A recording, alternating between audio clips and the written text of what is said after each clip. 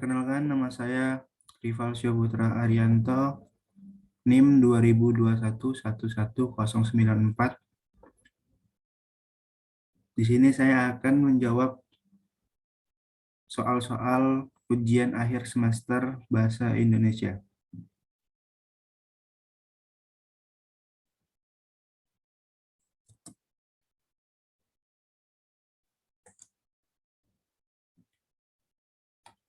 Soal nomor 1, jelaskan pola bentuk gabungan terkait, tulislah kembali bentuk gambaran berikut ini.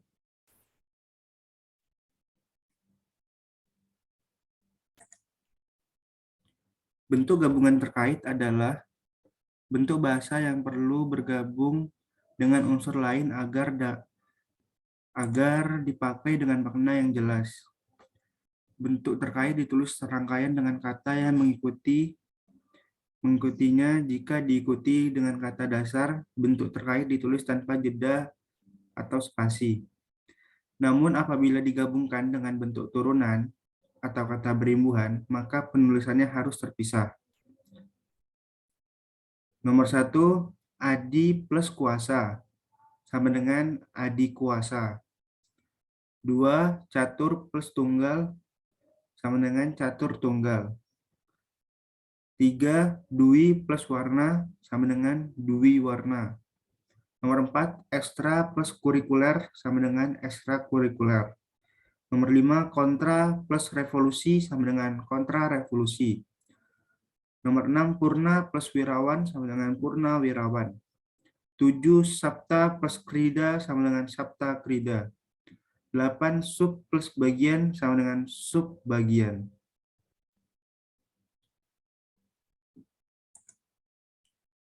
Soal nomor 2, jelaskan perbedaan bentuk penalaran deduktif dan bentuk penalaran induktif. Berikan contoh penerapannya. Penalaran deduktif adalah proses penalaran untuk menarik kesimpulan berupa prinsip atau sikap yang berlaku khusus berdasarkan atas fakta-fakta yang bersifat umum. Di sini contohnya, hewan membutuhkan makanan, tumbuhan membutuhkan makanan, dan manusia juga membutuhkan makanan. Maka dapat ditarik kesimpulan seluruh makhluk hidup memerlukan makanan. Penalaran induktif adalah paragraf yang diawali dengan menjelaskan permasalahan-permasalahan khusus atau mengandung pembuktian dan contoh-contoh fakta, yang diakhiri dengan kesimpulan berupa pertanyaan umum. Contohnya, di puncak hawanya dingin, di daerah Batu hawanya dingin, di kawasan Lembang hawanya juga dingin, maka ditarik kesimpulan daerah yang letaknya tinggi hawanya akan dingin. Pasti benar, namun ada probabilitas kemungkinan akan benar. Soal nomor 3, jelaskan dan berikan contoh transkripsi dan transliterasi. Transkripsi adalah pengalihan tuturan yang berwujud bunyi ke dalam bentuk tulisan atau penulisan kata, kalimat, atau teks dengan menggunakan lambang-lambang bunyi. Contohnya, saya ingin menjadi guru yang handal. Saya ingin menjadi guru yang handal. Transliterasi adalah penulisan atau pengucapan lambang bunyi bahasa asing yang dapat mewakili bunyi yang sama dalam sistem penulisan suatu bahasa tertentu. Contohnya, huruf Arab ba yang dilambangkan dengan huruf Latin B atau dibaca BE.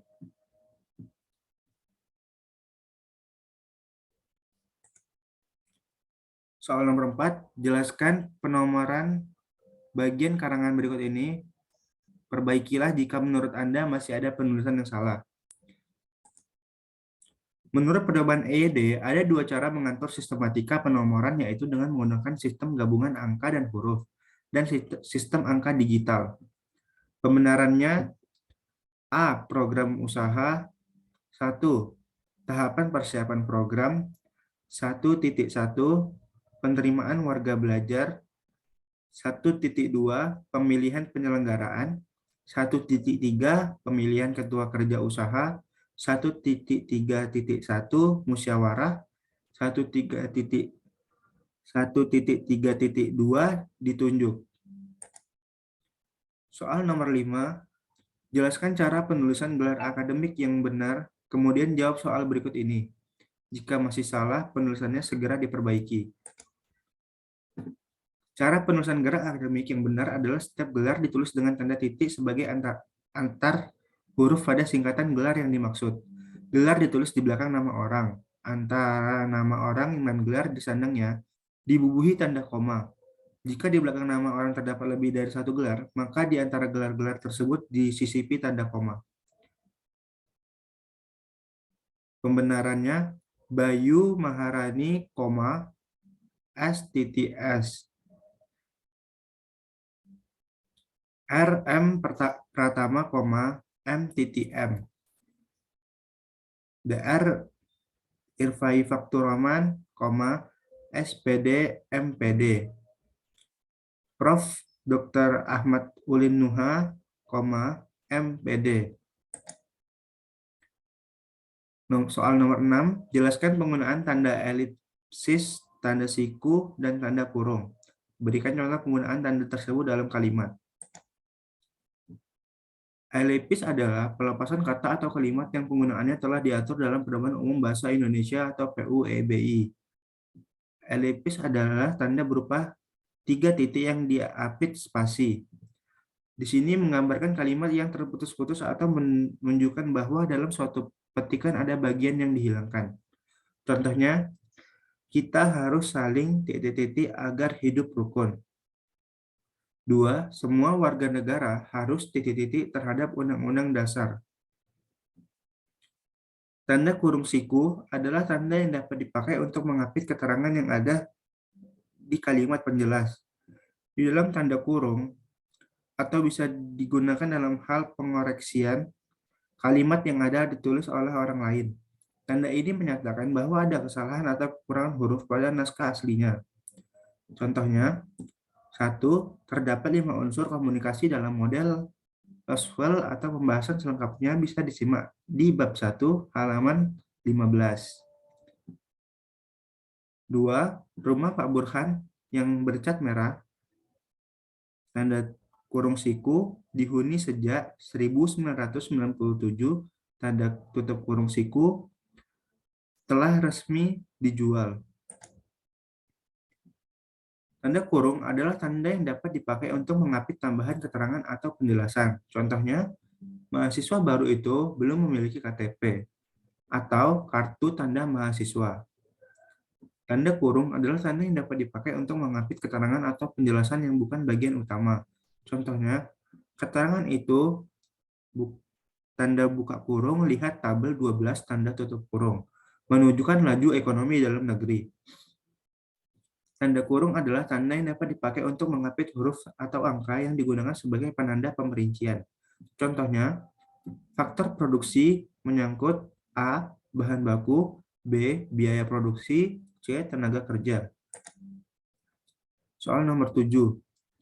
Jelaskan 3 cara penalaran induktif meliputi generalisasi, analogi, dan hubungan sebab akibat kausal. Silahkan jelaskan satu persatu disertai contohnya. Generalisasi adalah proses penalaran yang bertolak dari fenomena khusus menuju kesimpulan umum. Generalisasi merupakan pernyataan yang berlaku umum semua atau sebagian besar gejala yang diamati. Contohnya, buah mangga berwarna hijau dan rasanya manis, buah jambu biji berwarna hijau dan rasanya manis. Maka dapat disimpulkan buah yang berwarna hijau rasanya manis. Analogi adalah metode penalaran yang dalam membandingkan dua hal yang mempunyai sifat yang sama. Kita dapat menarik kesimpulan jika terdapat persamaan dalam berbagai bidang, dapat diartikan sebagai proses penyimpulan berdasarkan fakta atau kesamaan, atau proses membandingkan dari dua peristiwa hal yang berlainan berdasarkan kesamaan kemudian ditarik kesimpulan dari persamaan tersebut. Contohnya, memilih jurusan kuliah yang tepat butuh perhitungan yang ruwet. Yang sama ruwetnya seperti mencari pasangan hidup. Soal nomor 8, jelaskan yang dimaksud dengan silogisme. Berikan contoh silogisme. Silogisme adalah sebuah penalaran deduksi yang dilakukan secara tidak langsung. Silogisme juga dapat diartikan sebagai sebuah argumen deduktif yang memiliki dua premis dan sebuah kesimpulan. Premis yang ada pada silogisme adalah premis khusus dan premis umum. Sedangkan kesimpulan yang dimaksud adalah kesimpulan yang masih berhubungan dengan premis-premis yang sudah ada.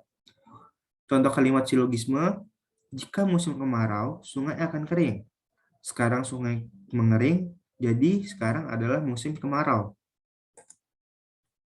Soal nomor 9, apa yang dimaksud dengan konjungsi? Sebutkan jenis konjungsi dan berikan contoh penerapan konjungsi. Konjungsi didefinisikan sebagai kata sambung atau kata hubung. Dalam sebuah kalimat, posisi konjungsi bisa diletakkan di bagian awal kalimat, tengah kalimat, atau di awal paragraf. Namun konjungsi juga dapat digunakan setelah tanda titik, tanda tanya, ataupun tanda seru. Konjungsi tidak dapat digunakan untuk menjelaskan suatu kata karena peran konjungsi adalah sebagai penghubung.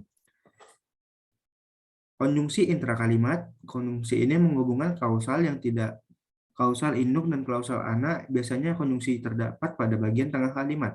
Contohnya, konjungsi dan, ibu memasak nasi dan menggendong adik. Konjungsi ketika, ayah pulang ketika kakak libur kuliah. Konjungsi sehingga, Raka tidak menjaga kesehatannya sehingga ia sakit flu. Konjungsi antar kalimat. Pada konjungsi ini digunakan kata hubung untuk menggabungkan satu kalimat dengan kalimat lain. Biasanya konjungsi tersebut dipakai untuk menunjukkan adanya perbedaan arti atau makna. Contohnya, kelompok itu akan lebih dulu berangkat menggunakan bus dari sekolah, setelah itu baru tim kami yang akan menyusul keberangkatannya. Konjungsi antar paragraf. Menghubungkan dua paragraf sehingga paragraf menjadi koheren dan sistematis. Contohnya, masih banyak yang mempertanyakan langkah dasar yang apa yang mesti dilakukan saat hendak menulis. Padahal langkah dasar untuk menulis tergolong sederhana, yaitu dengan membaca dan menulis itu sendiri. Dengan melakukan keduanya secara rutin, maka niscaya kemampuan menulis kita akan semakin berkembang. Jadi, bisa disimpulkan bahwa langkah dasar untuk menulis hanya terdiri atas dua cara, yaitu dengan banyak membaca dan juga banyak berlatih menulis. Konjungsi berdasarkan fungsinya. Konjungsi aktivatif berfungsi untuk menggabungkan kata dengan kata frasa, klausa, atau kalimat yang kedudukannya setara. Contohnya, Dodi dan Doni sedang menelusuri taman untuk mencari kucing peliharaan mereka. 2. Konjungsi pertentangan. Menghubungkan dua kalimat sederajat tetapi mempertentangkan kalimat tersebut. Biasanya posisi kalimat kedua lebih penting dibandingkan kalimat pertama. Dodi dan Doni sedang mencari kucing peliharaan mereka di taman, sedangkan ibu mencarinya di belakang halaman rumah. Soal nomor 10, wacana terbagi menjadi 5, yaitu wacana narasi, deskripsi, eksposisi, argumentasi, persuasi. Jelaskan ciri dan perbedaan tiap wacana tersebut serta berikan contohnya. Wacana narasi. Wacana narasi adalah bentuk wacana yang berusaha menyajikan suatu peristiwa atau kejadian, sehingga peristiwa itu tampak seolah-olah dialami diri sendiri oleh para pembaca. Narasi menyajikan peristiwa dalam sebuah rangkaian peristiwa kecil yang bertalian. Ciri-ciri narasi berisikan tentang cerita, kisah, dan peristiwa tertentu yang teksnya ditulis menggunakan gaya bahasa naratif. Memiliki alur yang jelas dari awal hingga akhir cerita. Terdapat suatu peristiwa maupun konflik, ada unsur-unsur pembentukan seperti tema, latar, alur, karakter, dan sudut pandang. Contoh wacana narasi, di pagi hari yang cerah, Zahra pergi ke hutan bersama kakeknya untuk mencari kayu bakar. Tak terasa, mereka telah tiba di hutan yang lebat. Zahra mendengar suara-suara yang nyaring, namun ia ketakutan karena itu adalah pengalaman pertamanya mencari kayu bakar di hutan. Wacana deskripsi. Wacana deskripsi adalah satuan jenis wacana yang menggambarkan suatu objek berdasarkan hasil pengamatan, perasaan, dan pengalaman penulisnya. Untuk mencapai kesan sempurna bagi pembaca, penulis merinci objek dengan kesan fakta dan citraan. Ciri-ciri wacana deskripsi adalah menggambar atau melukiskan sesuatu. B. Penggambaran tersebut dilakukan sejelas-jelasnya dengan melibatkan kesan indera. C. Membuat pembaca atau pendengar merasakan sendiri atau mengalami sendiri. Contoh wacana deskripsi. Aku tidak lagi berada di kamarku, tetapi suatu ruangan. Bersama-sama dengan sekelompok orang yang sama, sekali belum pernah kulihat sebelumnya. Bau asap tembakau memenuhi ruangan itu, tapi tak seorang pun yang kelihatan peduli. Kami semua duduk di kursi yang diatur membentuk sebuah lingkaran. Mirip dengan ruangan diskusi, semua tampak duduk tenang. Semua kelihatan sedang menulis, dan tidak seorang pun yang kelihatan peduli pada orang lain duduk di ruangan itu. Wacana eksposisi. Wacana eksposisi adalah suatu jenis wacana yang memaparkan atau menjelaskan secara terperinci sesuatu dengan tujuan memberikan informasi dan memperluas pengetahuan kepada pembacanya. Ciri-ciri wacana eksposisi: menjelaskan informasi agar pembacanya mengetahuinya, menyatakan sesuatu yang benar-benar terjadi atau data aktual, menunjukkan analisis atau penafsiran secara objektif terhadap fakta yang ada. Contoh wacana eksposisi: perkembangan bahasa Indonesia telah mengalami perubahan ejaan yang menggunakan huruf Latin. Perubahan ini disesuaikan dengan perkembangan bahasa Indonesia dan masyarakat yang menggunakannya. Wacana argumentasi. Wacana argumentasi adalah suatu jenis wacana yang berisi pendataan, pendapat, sikap, atau penilaian terhadap suatu hal yang disertai dengan alasan, bukti-bukti, dan pernyataan-pernyataan yang logis. Ciri-ciri wacana argumentasi: adanya pernyataan, ide, atau pendapat yang dikemukakan dengan penulis. Adanya alasan, data, atau fakta yang mendukung. Kebenaran berdasarkan data dan fakta yang disampaikan. Contoh wacana argumentasi: masa pandemi COVID-19 yang tidak kunjung usai hadirkan banyak personal baru. Sebelumnya, pada awal peristiwa, banyak pekerja yang dirumahkan. Selain itu, banyak bisnis dan UMKM yang gulung tikar. Belum lagi angka kemiskinan yang kian tinggi. Oleh karena itu, banyak orang yang ingin masa pandemi ini segera berakhir. Wacana persuasi. Wacana persuasi merupakan wacana yang bertujuan mempengaruhi pembaca untuk melakukan tindakan sesuai yang diharapkan penulis. Untuk mempengaruhi hal tersebut, biasanya digunakan segala upaya yang memungkinkan sehingga mitra tutur terpengaruhi. Ciri-ciri wacana persuasi adalah: persuasi berasal dari pendirian bahwa pikiran manusia dapat diubah. Persuasi harus dapat menciptakan kesepakatan atau penyesuaian melalui kepercayaan antara penulis dengan pembaca.